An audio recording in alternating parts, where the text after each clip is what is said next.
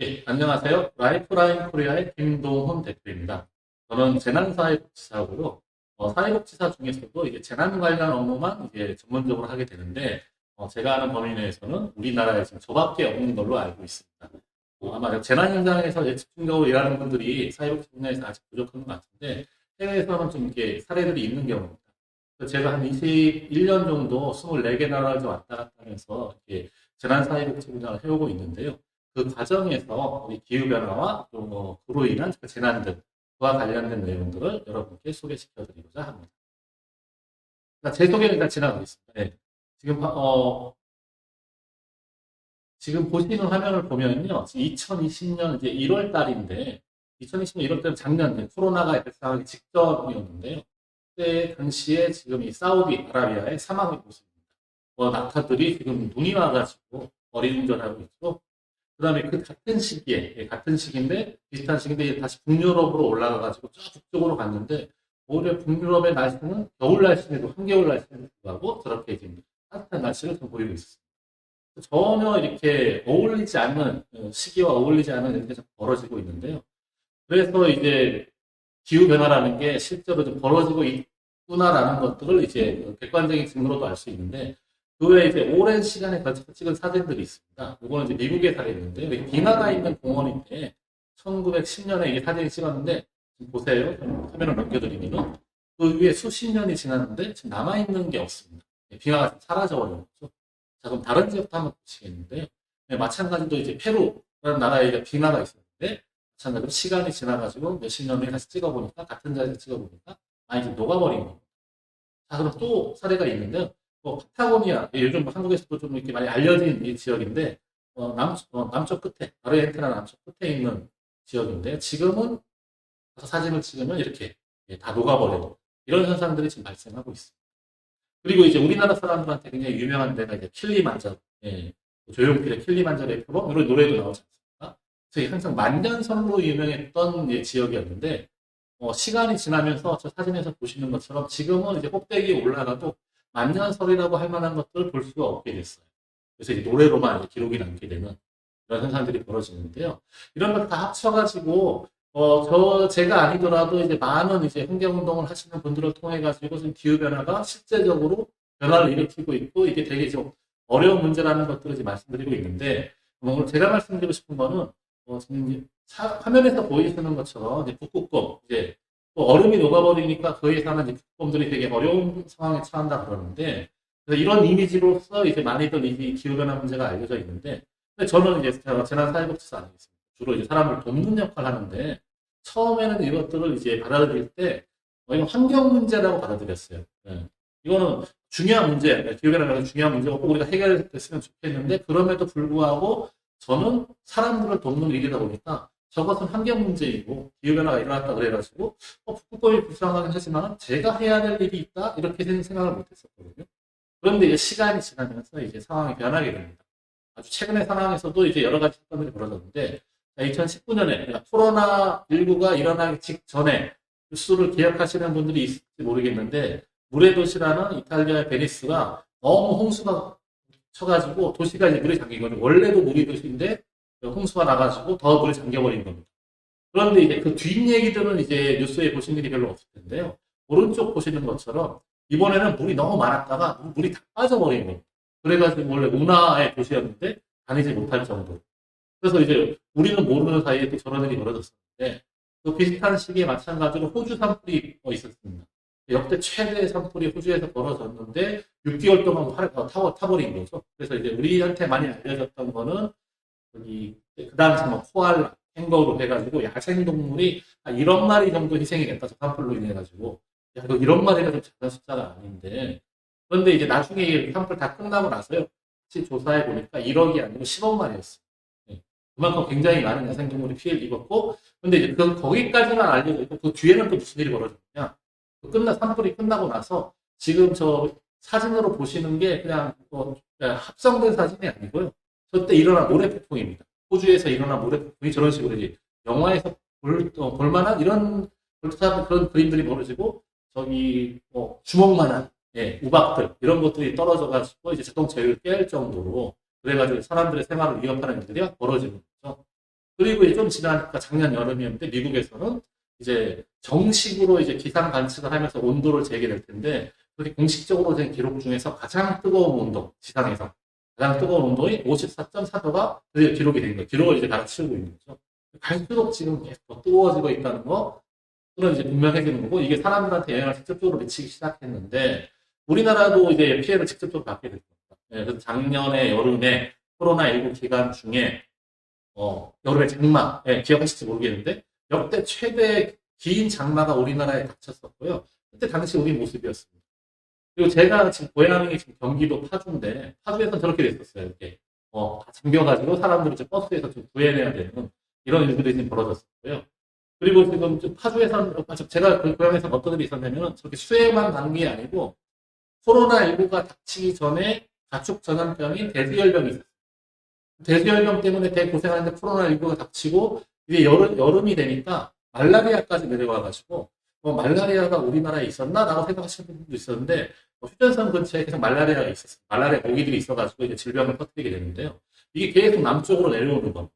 그러다 보니까 이 한 도시가 지금 대두열병도 막아야 되고, 코로나19도 막아야 되고, 말라리아도 막아야 되고, 동시에 되게 어려운 상황이 됐는데, 이게 저 지방신문에만 나오고 이게 많이 알려져 있는 사실은 아니거든요. 우리 동네 얘기이기 때문에. 그렇지만 우리 동네 사는 사람들 입장에서는 기후변화로 인해가지고 여러 가지 현상이 생겼는데, 단순히 환경적으로 불편한 걸 넘어가지고, 직접적으로 완전히 새로운 형태로 이제 위협을 받는 이런 일들이 지금 벌어지고 있는 거예요. 또 다른 사례는 이제 제가 지금 고향이 제주도거든요. 제주도 서귀포인데요. 제 고향에서 또 무슨 일이 벌어졌냐. 공항에서 비행기를 타려고 그러는데 비행기가 멈춰버렸습니다. 왜 그러냐? 더워가지고. 너무너무 더워가지고 비행기가 멈춰버렸는데, 아니, 바람이 세게 불거나 태풍이 불어서 비가 많이 와서 이렇게 해가지고 비행기가 안 뜨는 거는 이해가 되는데, 너무 더워서 비행기가 안 뜬다고? 실제 그런 일들이 벌어지고 있는 겁니다. 왜냐면은 너무너무 뜨거워가지고 컴퓨터 센서가 고장이 나버리는 거예요. 그 열을 견디지 못해가지고. 그러다 보니까 단순히 기후변화 때문에 날씨가 더 더워진 것 뿐인데 실제로 만나는 상황들은 우리의 교통을 좀 마비시키고 여러 가지 질병들을 일으키고 굉장히 불편하게 만드는 거죠. 여러 가지 일이 벌어지는데 그래서 앞으로 이제 기후 위기로 인해 가지고 재난이 심해지는 그 시대에 있어가지고는 단순히 환경 문제 관점이 아니고 국부권이 불쌍한 문제가 아니고 우리 인간의 복지 또는 인간의 안보에 직접적으로 영향을 미치는 상황들이 계속 많아지고 있다는 거. 또 다른 예인데요. 저기 2019년에 예입니다. 15호태풍 파사인데 우리나라로 이렇게 오다가 우리나라에 도착하기 직전에 진로를 확 일본 쪽으로 꺾어버렸어요. 그래서 우리나라에서는 그 뒤로 그 뉴스에 대해서 별로 관심을 가진 사람들이 없었는데 보세요. 그 태풍이 일본으로 가가지고 도쿄 옆에 있는 치바현을 직격하게 됩니다. 치바현은 우리 식으로 하면 한 인천, 경기도 이 정도 되는 지역이거든요. 대도시가 있는데 이 태풍으로 인해 가지고 전신주가 2,000개가 넘어져 버립니다. 전신주가 넘어져 버리면은 상당히 정전이 되겠죠. 그래가지고 오른쪽에서 보시는 것처럼 뭐 도시 전체가 정전이 됐는데 이걸 복구하기까지 한 달 정도 걸렸습니다. 한 달 동안 도시가 정전 상태에서 버텨야 됐던 거예요. 만약 우리 도시가 정전이 된 상태에서 한 달 간다? 그럼 굉장히 많은 사건들이 있었을 것 같은데, 그러면 이건 단순히 기후변화 문제를 넘어서 버린 거잖아요. 당장 정리가 안 들어오기 때문에 겪게 되는 굉장히 큰 문제들이 있는데요. 그래서 그 당시에 지금 일본에 있는 여러 구호단체들, 그리고 모여가지고 대응을 하는 겁니다. 뭘 해야 되는 거냐? 기후변화 때문에 태풍이 왔고, 더 세진 태풍이 전신주가 넘어지니까 전기가 안 들어오는데, 정작 우리가 해야 되는 일은 당장 병원부터 달려가가지고 수술하는 사람들 다 빼서 안전한 지역으로 옮겨놔야 되는 거예요. 전력이 부족하면 수술하다가 전기 나가면 어떡하겠어요. 비상발전기도 한계가 있거든요. 또 대피소 설치해서 사람들 옮기고, 환자들, 약한 분들 다 옮겨가지고 안전한 지역에 옮기는 거고, 노인분들 같은 경우는 피난을 못 가신 분들이 있어가지고 집집마다 돌아다니면서 문제 없으신지 다 확인한 다음에 필요한 보호품도 갖다 드리고 약품도 갖다 드리고 여러 가지 다 해줘야 되는 거죠. 그래서 예전에는 기후변화 때문에 저희 같은 구호 요원들이 어디 현장에 들어가서 사람들을 돕는다? 이런 건 되게 생소한 일이었는데 지금은 그렇지가 않아요. 기후변화 때문에 생긴 그 현상들이 사람들을 직접적으로 다치게 하다 보니까 무조건 사람들을 가서 구하게 되는 겁니다. 그리고 2019년에 아까 15태풍 파사이 다음에 한 달밖에 안 됐는데 태풍이 또 왔습니다. 연속으로 태풍이 들어오는 거죠.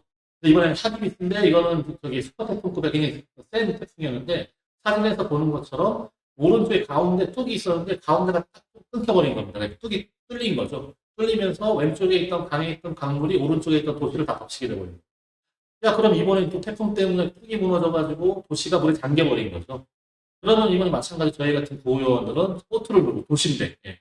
대도시인들은 보트를 몰고 가가지고 사람들을 구해야 되는 거예요. 그럼 말씀드린 대로 환자들도 구해야 되고, 임산부도 구해야 되고, 혼자 움직이지 못하는 장애인도 구해야 되고, 또 그런 분들을 위해서 또 대피소 만들어야 되고, 식량 갖다 드리고, 물 갖다 드리고, 아픈 사람 치료해야 되고, 해가지고, 평상시 생각 못했던, 예, 환경 문제 때문에 우리가 이렇게까지 움직여야 되는가? 지금은 무조건 움직여야 되는 겁니다. 그러다 보니까 옛날에 보호요원, 또 사회복지라는 거는 사람에 대한 직접적인 서비스를 목표로 하게 됐는데 지금은 이 기후변화 때문에 우리의 할 얘기들이 굉장히 많아져 버렸죠. 그리고 이제 우리나라도 사례가 있습니다. 2019년에 있던 강원도 산불인데 그때 갑자기 산불이 나가지고 속초와 고성을 덮쳐서 굉장히 많은 이재민이 생기셨는데 산불은 늘상 일어나요. 네, 여러 가지 원인으로 산불은 늘상 일어나는데 이때 특이한 점은 기후변화 때문에 이때 겨울에 눈이 너무 많이 안 왔습니다. 그리고 너무 건조해졌고 순간화풍들이 너무 셌어요. 그러다 보니까 산불은 여러 가지 이유로 일어날 수 있는데 일어난 산불이 대형 산불로 번지는 것은 이제 우리 기후변화하고 되게 밀접한 관계가 있습니다. 그러다 보니까 이때도 그렇게 연쇄효과가, 증폭효과가 일어나가지고 드디어 산불이 산에서 불만 난 게 아니고 도시를 덮쳐버리는 거죠. 예전에 산불 나면 저희 같이 보호요원들은 직접 현장에 갈 일이 없어요. 산림청 산하에 산불 진압대 있고 119 소방관들이 가셔가지고 불만 끄면 됐는데 지금은 저 대형 산불이 돼버리다 보니까 사람들을 구하러 가요. 산불 나는데 산에 불 난 게 아니에요. 그게 산불이 산에 불이 나가지고 도시를 이렇게 태워버리는 거니까 사람 구해야 되는. 그러다 보니까 이제 이런 식으로 여러 가지 피해들이 나타나다 보니까 이런 거에 가장 환경 문제에 가장 관심이 없을 것 같은 이렇게 비즈니스 하시는 분들, 영리 사업을 하시는 분들이 모여가지고 이제 어쨌든 토론 같은 것도 하는데 매번 저희 발표하는 거죠. 발표해가지고 우리가 영리 사업을 하는데 비즈니스를 하는 데 있어가지고 가장 실질적인 위협이 되는 거. 우리가 돈을 못 벌게 만드는 그런 위험 요인들이 뭘까를 매년 발표하고 있는데요. 지금 가장 최근에 발표된 게 1위부터 5위까지가 전부 다 환경과 기후변화에 관한 문제인 겁니다. 그러니까 단순히 저희가 사회복지하는 사람, 환경운동하는 사람을 넘어가지고 이제는 그냥 비즈니스나 장사를 하시는 분들까지도 이게 굉장히 실질적인 위협을 나를 위협한다 라는 거를 이제 알게 되신 거죠. 그래서 정리해서 내용을 본다면은 기후변화가 단순히 환경 문제를 넘어가지고 저렇게 홍수를 일으키고 가뭄을 일으키고 이랬을 때 농사 짓는 사람들 되게 실제 피해가 있는 거고 태풍 중에서도 우리나라에서 가장 큰 기후변화에 영향을 맞을 가능성이 높은 게 슈퍼 태풍이거든요. 굉장히 강력한 태풍이 불어왔을 때 아까처럼 전신주가 넘어지고 폭이 터지면서 도시가 직접적으로 타격을 받는 이런 일들이 일어날 수 있고요. 그 다음에 이제 질병들, 따뜻해짐으로 인해 가지고 계속 그 전까지는 뭐 겨울에는 모기를 볼 수가 없었는데 지금은 겨울에도 도시에서 모기를 볼 수가 있게 된 거거든요. 근데 그 중에 지금 저희 동네 파주처럼 말라리아 모기가 신도시까지 새로 만들어진 아파트 단지까지 들어와가지고 거기에서 환자들이 막 많이 발생 이런 일들이 생기게 되는 겁니다. 거기에다가 이제 외국의 사례들이 많은데요. 분쟁들, 전쟁 있지 않습니까? 이게 서로 싸우는 이런 문제들이 기후변화로 인해 가지고 발생한 사례들이 이제 되게 나타나기 시작했어요. 그래서 이제 기후변화로 우리가 목표를 잃어버리니까 우리가 이동해야 돼서 그런데 원래 거기 사시던 분들하고 부딪히게 되는 거고 그러다 보니까 서로 이게 싸움이 되는 하나의 전쟁이 되는 이런 일들도 이제 벌어지게 되는 거예요. 그리고 최근에는 예전에 이론이었는데 요즘은 이제 증거가 나타나고 있는데 기후변화가 있으면 정신건강에 문제가 생기지 않는가. 그러니까 쉽게 말하면 온도가 올라가면 기후변화 때문에 우울증이 많아진다. 아니 무슨 덥다고 우울증이 더 많아진다? 그렇게 생각할 수 있었는데 예전에 하나의 이론이었는데 지금은 과학적으로 그런 사례들이 수집이 되면서 하나의 사실로 굳어졌습니다. 실제로 기후변화 때문에 자살률이 높아진다는 그 기록들이 있거든요. 그러니까 정신적인 감정에 큰 영향을 미치고 있다는 거예요. 그리고 농사 짓는 사람도 온도가 올라가면서 굉장히 많은 것들이 이제 변동이 되는 거죠. 지금 예를 들어 사과가 재배되는 게 굉장히 북쪽으로 올라온다든지 해가지고 이러면은 재빨리 나는 다른 농사하다가 다른 바꾸면 되겠네? 열대농사로 바꾸면 되겠네? 이론상으로는 그런데요. 그런데 많은 분들이 농사를 짓는 분들이 재빨리 기후가 변한다고 기후변화에 맞게 새로운 업종을 전환시킨다? 이건 그렇게 쉬운 문제가 아닙니다. 그리고 이제 재난이니까 똑같은 재난이 발생하면은 가난한 자, 부자 이거 상관없이 똑같이 피해를 입힌다고 하는 생각 될 것 같은데 실제로 지난 시기의 재난의 기록들을 봤을 때 재난도 불평등해요. 재난도 부자들보다는 가난한 사람들 더 힘들게 해요. 그래서 미국에서는 2005년 카트리나 슈퍼 태풍이 불었었는데 그때 뉴올리언즈라는 도시가 물에 잠겼을 때 지금 보시는 것처럼 부자 동네는 별 피해가 없었습니다. 우리가 알고 있는 대부분이 잠겨가지고 굉장히 큰 피해를 입은 동네는 이제 빈민층들이 살던 많은 지역이었거든요. 이게 그냥 처음에 해외 사례였었는데 계속 쌓이다 보니까 재난마저도 세상에 재난마저도 이게 사람을 차별하네. 우리나라도 나중에 나왔었습니다. 그래서 온열 질환이라 그러는데 여름에 폭염이 났을 때 폭염 때문에 돌아가시는 분들이 있어요. 생소하실 수 있는데요. 아니 사람이 추워서 죽는다 그런 거는 이게 직관적으로 이해가 되는데 사람이 더워서 죽는다고? 아니 그 사례가 일어나고 있습니다. 2018년에 우리나라에 굉장한 폭염이 와가지고 그때 48명, 48명의 시민들이 돌아가셨어요. 그때부터 이제 우리나라에는 재난안전기본법이라는 게 있는데 거기에다가 포함시켰습니다. 폭염은 재난이다. 그러니까 무조건 정부는 대처를 해야 돼요. 그런데 그때 이런 돌아가신 분들을 딱 찾아보니까, 배경을 찾아보니까, 보시는 것처럼, 저기, 저소득층과 취약계층이 더 많은 겁니다. 그러니까 이게 좀 힘든 사람들이 재난에 대해서 더 취약하다는 게 통계적으로 나오고 있는 거예요. 그래서, 그러면은, 이게 더 이상 환경 문제가 아니고, 국뽕의 문제가 아니고, 사람들한테 직접적으로 영향을 미치고, 우리 사회가 자꾸 부정적인 영향을 미치고 있는데, 이걸 어떻게 하면 좋을까? 현재까지는 기후변화라는 주제를 딱 꺼냈을 때 보통 여러분들이 많이 생각하시는 거는 기후변화를 막아야 되겠어. 막기 위해 가지고 우리가 뭘 할 수 있을까? 뭐 텀블러도 쓰시고 일회용품도 안 쓰시고 이런 활동들을 많이 하시는데 기후변화에 대응하기 위한 방법은 크게 두 가지가 있고요. 두 가지가 있는데 하나는 막는 거예요. 하나는 막는 거고 하나는 적응하는 거. 여러분은 주로 막는 걸 많이 하세요. 막는 걸 많이 하시는데 적응하는 것도 필요한 게요. 적응이라는 건 뭐냐면 어차피 변화가 된 정도가 있습니다. 우리가 해놓은 것들 때문에 어느 정도 기온이 변화가 된 상태가 있는 거고요. 그 변화된 기후 때문에 앞으로는 더 크게 변하겠지만은 지금 변한 것만으로도 계속 재난 같은 상태로 우리한테 이제 피해를 미친다는 거죠. 그랬을 때 그 적응하는 분야. 그 중에 적응 분야에서 가장 중요한 게 재난. 재난, 기후위기가 기후 재난의 형태로 우리한테 다가올 때, 그럼 재난이 굉장히 일상화되고 늘상 만날 수 있게 되고, 우리 직접적으로 우리를 위협하게 될 때, 그 속에서 우리는 어떤 방식으로 헤쳐나갈 수 있을 것인가. 이것들을 좀 알면 좋은데요. 그래서 몇 가지 좀 사례들을 좀 가지고 왔습니다. 어떤 식으로 하면은, 재난이 일상화된 이런 기후위기의 시대에 우리가 좀 더 제대로 적응해가지고 더 안전한 생활을 할 수 있을까. 자, 재밌는, 우리나라에서는 그렇게 많지 않은 사례도 이제 막 들어오기 시작한 사례들이 있는데요. 하나 보시는 건 첫 번째 보시는 재난 피해입니다. 재난 교육을 받는데 보통 이제 심폐소생술을 배운다든지 수화기 사용법을 배운다든지 이런 내용들이 우리나라에 많은데요. 해외 같은 경우는 굉장히 다양한 훈련 프로그램들이 있습니다. 그런 훈련 프로그램들을 우리나라에 가지고 와가지고 몇 군데서도 소개하기 시작하고 여러 가지 방식이 생기는데 그 중에 우선 대표적인 게 게임 방식으로 그냥 책으로 배우고 영상으로 배우는 걸 넘어가지고 보드 게임을 한다든지 운동회에서 하는 운동회 그러니까 이게 재난 운동회거든 운동회 한다든지 아니면 퀴즈 카페를 만들었는데 이거는 재난 퀴즈 카페인 거예요. 그러니까 이 퀴즈 카페 이 시설물들의 디자인이 아이들은 그냥 놀면 되는데 노는 거 자동으로 놀다 보면은 그게 재난 훈련이 되는 그런 식으로 디자인한 경우도 있습니다. 그리고 이제 라이프 해킹이라는 거는 평상시 그런 용도의 물건이 아닌데 재난이 났을 때 우리 재난 상황을 극복하기 위해서 변형을 시키는 거죠.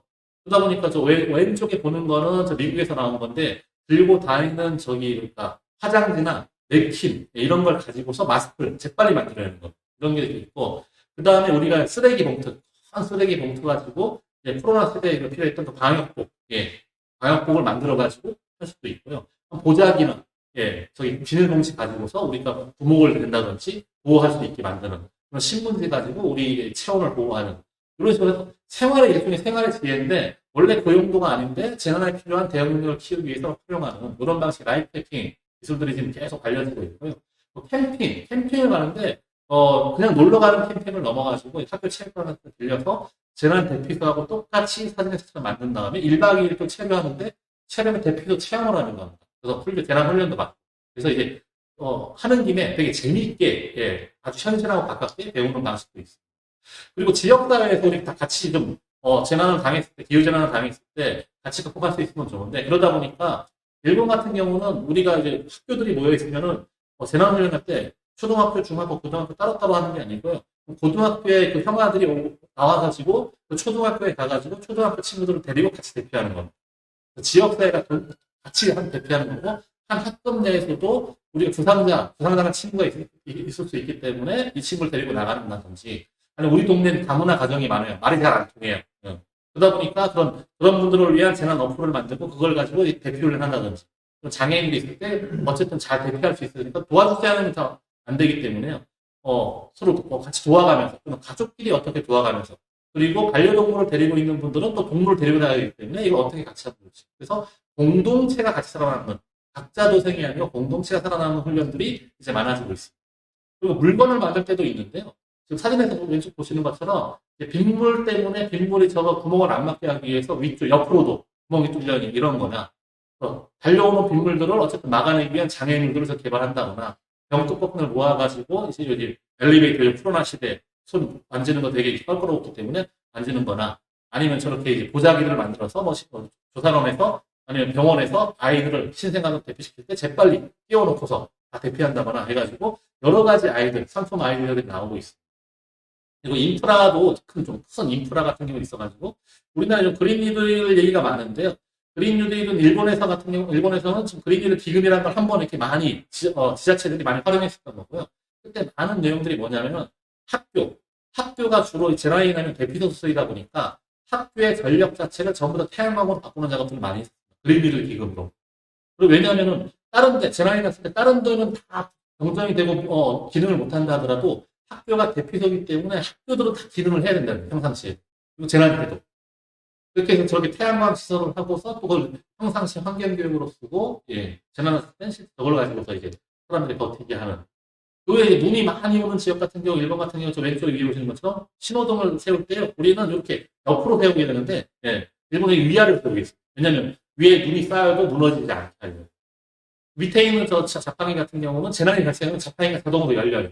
그러다 보니까 물이 없어도 자판기, 그때는 재난 나면 자판기를 꺼내가지고 마시면 되는 거죠. 그래서 음료 문제 해결한다든지, 오른쪽은 저기 공원에 있는 벤치인데요. 벤치의 뚜껑을 열었어요. 뚜껑을 열어보니까 밑에가 뭐냐?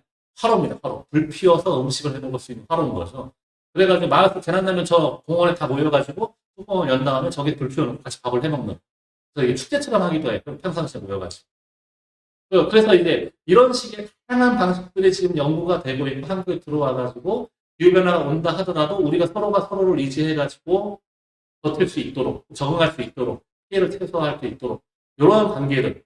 그러기 위해서는 전혀 우리가 평상시에 모르는 사이가 아니고 얼굴만이라도 알고 있으면 서로 도울 수가 있는 거죠. 그래서 이제 주로 우리가 이 위기를 극복하는 가장 기본적인 방법은 서로 친하지 않더라도 얼굴만이라도 좀 알고 있으면은 비상 상황 되면은 우리가 서로가 어쨌든 기본적으로 도왔을 때 살아남을 수 있다라는 본능들을 가지고 있다 보니까 이 위기들을 슬기롭게 극복할 수 있을 것입니다.